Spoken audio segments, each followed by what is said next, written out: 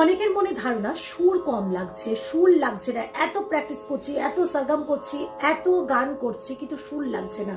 তার একটাই কারণটা হচ্ছে খালি গলায় বেশি করে গান। এক, 2 নম্বর হচ্ছে খালি গলায় গাওয়ার জন্য প্র্যাকটিস, প্রচুর পরিমাণে সরগম থেকেও আয়ের উপরে বেশি প্র্যাকটিস করুন। যত দিয়ে করবেন খালি গলায় গান ব্যালেন্স হবে। আর সব থেকে বড় কথা, তানপুরা তো রয়েছেই, নিজের গলাটা শুনবার জন্য হারমোনিয়াম কি সাউন্ডটা পেয়ে যাচ্ছেন, তখন বুঝতে পারছেন না, সাপোর্ট পাচ্ছেন, তানপুরা তো রয়েছেই। 3 নম্বর হচ্ছে সুর লাগানোর জন্য, যেটা হলো বডি ব্যালেন্সের জন্য ভাই বোন সঙ্গীত একাডেমিতে প্রচুর ভিডিও আপলোড করা আছে, সেগুলো ফলো করুন প্লিজ।